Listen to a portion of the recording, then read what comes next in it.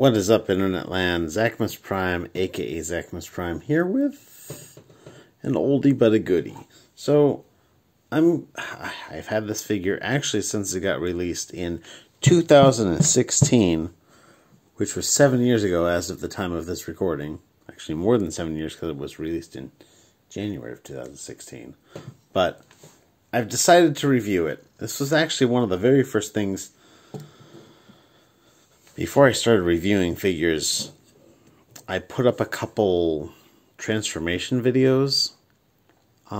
Someone I knew had asked me for a transformation guide for a couple of the Constructor figures, the Toyworld Constructicons, and I actually did that. That was my first toy-related, review-related, adjacent kind of video that I put up. Before that, I put up a bunch of, like, tutorials on how to do stuff, or like time lapses of me working on. I used to do a photo comic way back in the day, and I have a couple time lapses of me doing photo comic stuff. But yeah, it's neither here nor there. Anyhow, so I'm actually going back essentially to like my review roots, and I'm decided to review my old Toyworld figures. This is, it's still kind of relevant. Of course, Toyworld split into Zeta Toys and what is now Toyworld. And Toyworld kept the molds for their Constructor. That was actually pretty much the only molds that they kept from that. And so Toyworld, I mean, Constructor is still getting printed to this day. Like, you can still go to a store online and buy yourself. They only ever sell them in complete sets. I had to get it piece by piece by piece way back in the day. But I'm pretty certain they only ever sell them as box sets nowadays. And they were a cool box set, or a cool set of boxes. You had 6 boxes, and each one had, I've still got them actually in storage. I'm not going to pull them out for this though. Each one had like a drawing of the character on the front, and you could put those as you buy the figures side by side by side, and have this spread of all the individual figures, and the like backgrounds seamlessly run into each other, so it's like it's one really wide photo. Or you turn the box over to the other side, and it showed your guy, and then you stack your boxes up, and it makes an image of Devastator. Like, his box would show the part of the picture of Devastator that's like, just like the arm, you know. And so when you got them all together, it had a complete picture of Devastator, and it was pretty cool because it's like the boxes were a gestalt and in addition to the figures. And so I like that a whole lot. I actually still like that. That was actually what got me on the habit of keeping all my third-party boxes, which I still do to this day, more or less. But anyhow, yeah, so let's talk about this figure. This figure is fantastic. I know that there are a few other options for third-party Devastators. Let me see. They had the like deluxe class Make Toys ones, which actually look really good. Maybe I'll get my hands on them someday if I can. They were the who was it? There was a Gravity Builder. I'm trying to remember the company name for it. Gravity Builder, though, was kind of a, they were kind of more like Voyager-sized figures. This is more of like a Masterpiece scale figure. And now we're actually getting a new set of Constructicons soon that are made by Vectron. I don't remember what they're called. It starts with a V.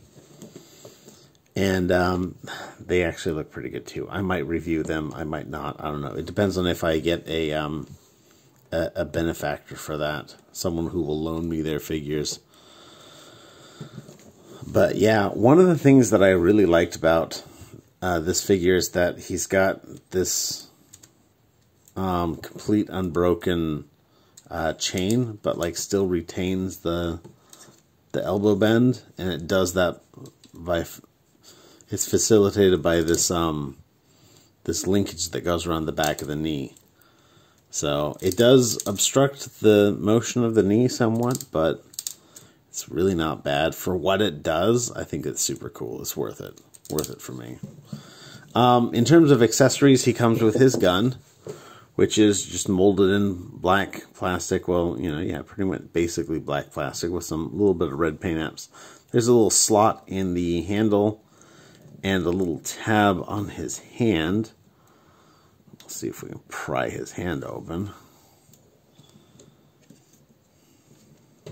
Yeah, what had happened was, so I had this guy in Devastator mode, standing on my shelf for... He was basically untouched for the last 4 years since I moved. And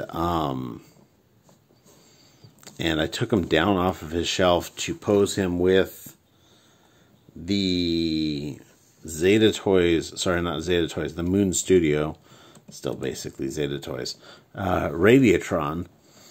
And I found that I couldn't get his hips to move. And I was like, oh, dang. So I partially, like, uncombined him, and then he sat on my floor for a while till I got around to actually disassembling the hips, and I threw a little bit of lubrication in the combiner hips so they work now. But, yeah, so he comes with a gun. So, I guess long story short, I ended up deciding to disassemble the entire figure into its constituent parts. And then I decided that I wanted to review him, so here we are. But yeah, I was talking about accessories. I don't know how I got sidetracked. So yeah, he'll hold his gun in either hand. He also comes with a combiner part, which is an arm. This is actually the arm for him. And when you got the box set, it came with a set of drills, but this one just came with like a fist, which you can plug into that. The idea was that you could press this button and actually like rocket punch that. I was going to say that it never really works too well, but it seemed to work to a treat that time. So maybe it just is making a liar out of me today. But yeah, so there's an arm part for a thing that does a thing. But we'll put that aside for now. One of the things that I do think is really cool is that so they have like additional combiner parts that's not all integrated in, which actually I think is a fantastic plan. I like that idea a lot. A whole lot, actually. But more specifically, they're all the same combiner parts that that the original G1 figures had. So, you know, the original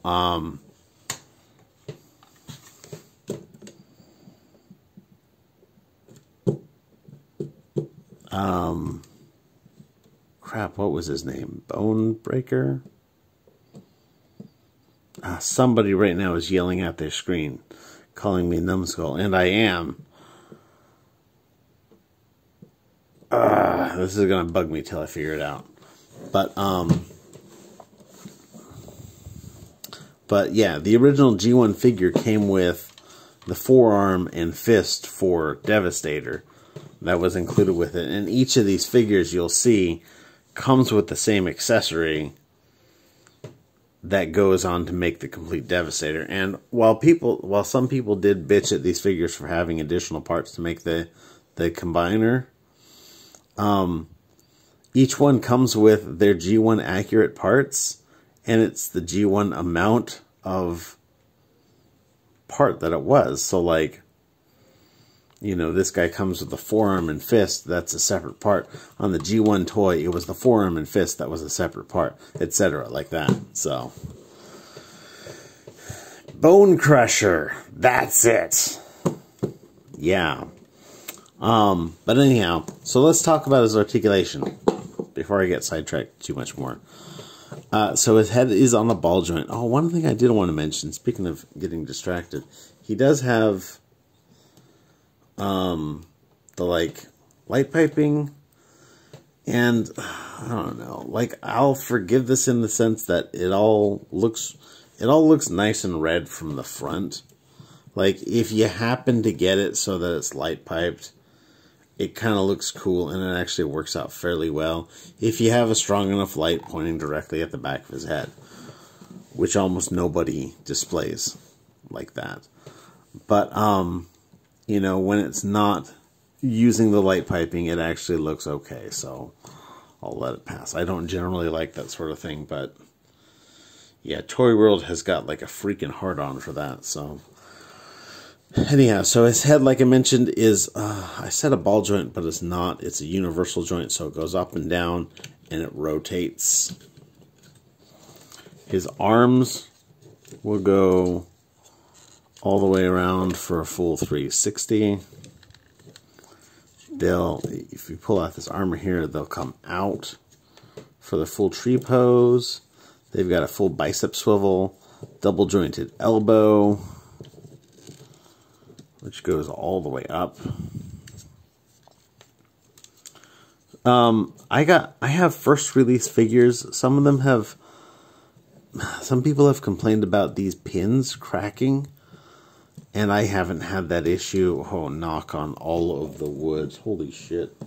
Can't believe I said that. It's been 7 years, so I guess anything's possible. We'll have to see as we go through this series. But, yeah, mine have stood up well, is what I'm saying. And again, knock on all of the wood, because I may have jinxed myself by saying that.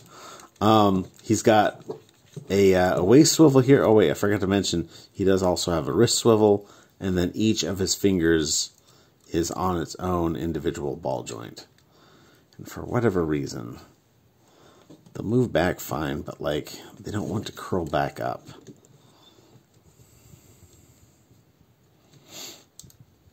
I just keep them in the stow position because I'm gonna stow it again eventually. But waist swivel, the hips are on ball joints, so they'll go that far forward and that far back. They'll only go out that much. They'll kind of rotate a little bit on that swivel. You do have a thigh swivel technically, but you can't really do anything about it because this articulated chain doesn't twist. He does have a little shock absorber here. That's kind of cool. Knee bends for just under 90 degrees. Again, because of, like, it's limited because of the way this whole thing is set up.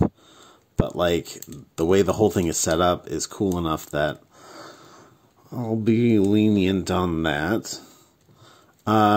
Foot goes forward and back, and then you can rotate the toe and the heel, and you can rotate them just as much as you want. They actually go all the way around for the transformation. So these are one of the things where the toe, the ankle tilt actually has a full 360. One of the few figures you'll find that does that. So it's a good looking figure.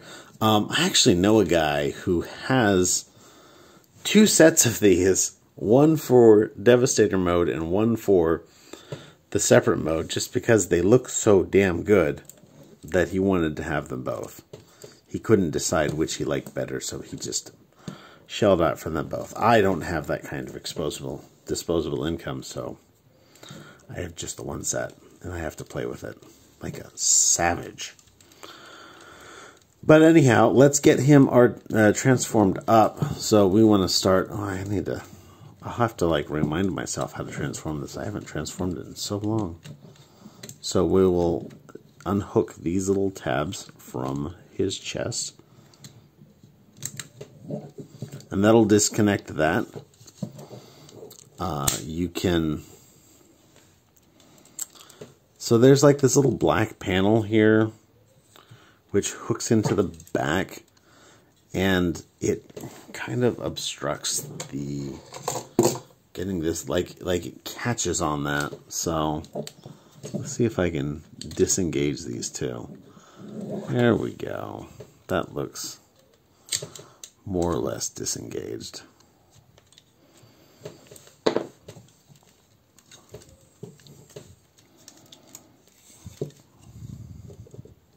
Well, while we've got this, let's work on the arms real quick.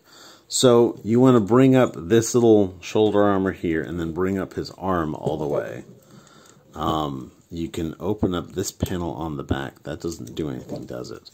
Open up this panel on the front.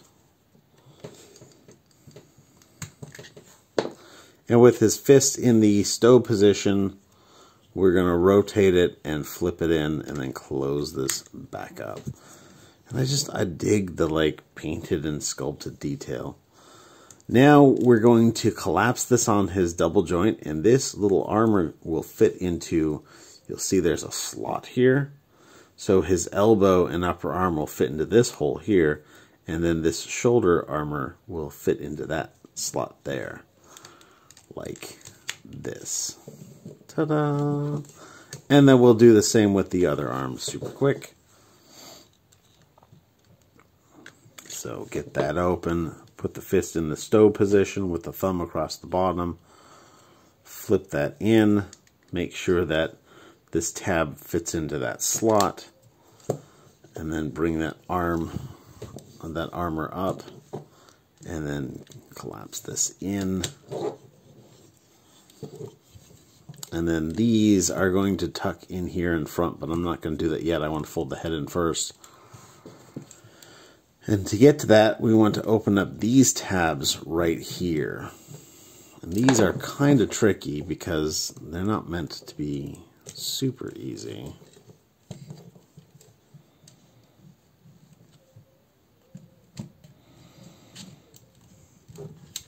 But basically, you get some leverage in them and then pull that up like that, and then we could do the same to the other side. And now with both of these coming out, you can take and extend up his body. Da, da, da, da, da, da. Now you can flip in the head. And then flip in these two guys here. There's these tabs here that will plug into some slots on this other side. Oh, hey, I forgot to bring down these joints so that you can rotate this in here, and then we want to make sure we rotate that down. Now they'll plug into each other just fine.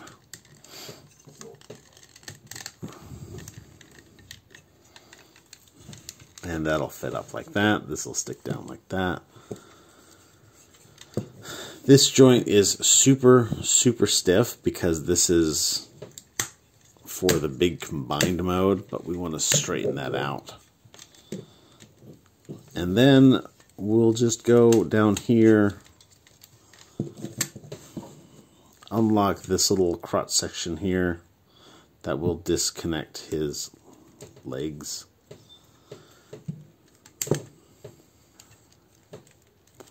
Does it disconnect? No, his legs just disconnect.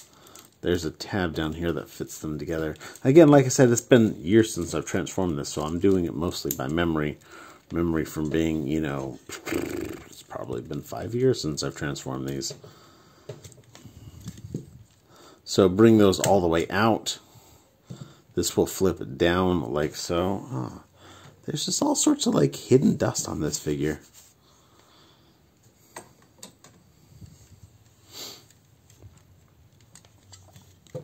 So now what we're going to do is we're going to take these legs and we're going to move them around to the back. Well, actually, we're going to disconnect these guys here. And this is going to come down and plug in. You see these little two features right here. This will come down and stick in between them. And then you've got other ones on the outside of the leg, and they'll fit in there as well. And then this is going to come in like so, and then this is going to come in like so, and then we're going to open up this toe joint,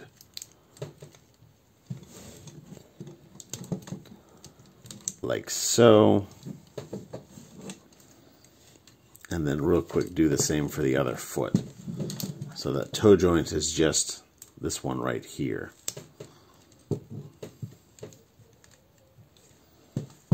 Put that in, put that in.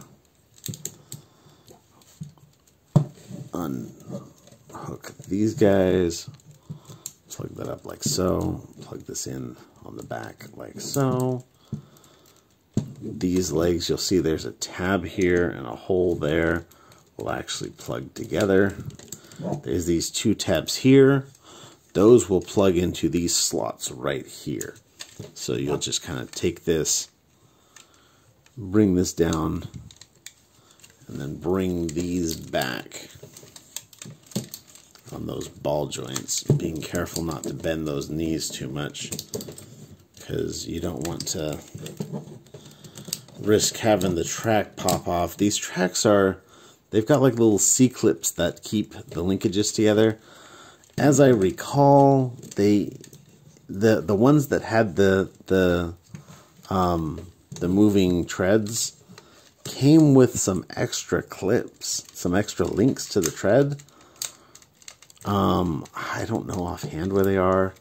If I was an intelligent person, and I'm not necessarily saying that I am, I would have kept them in my box for this figure, which is in my closet somewhere.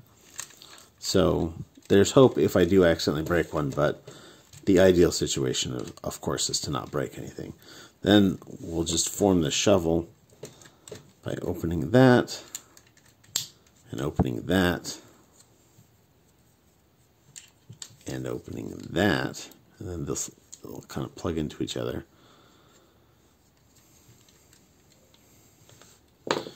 And now you have Bulldozer in his Bulldozer mode.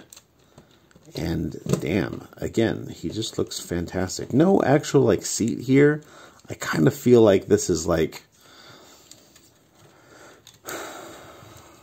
I don't necessarily want to say Cybertronian mode, but it's like some sort of, in my imagination, it was always some sort of like weird mishmash between, like it's like 80% Earth mode, but like 20% Cybertronian in terms of aesthetics and design and whatnot. But yeah, he doesn't have a seat, but he's got really cool looking greebles on him and very, very nice paint work. The paint is all crisp, like the gray doesn't stray from where it's supposed to be. The yellow all looks nice. The yellow isn't like translucent like yellow sometimes gets. The silver and the red look really good. Little red details up here. It just all looks fantastic. This is such a good looking figure. And his treads do roll, not like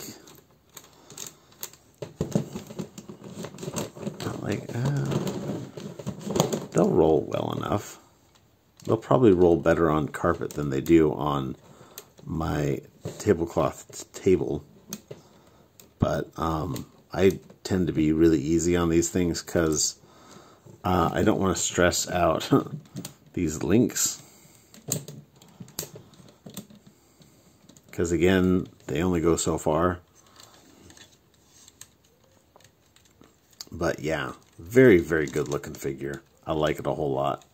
And that's all I've got to say about this.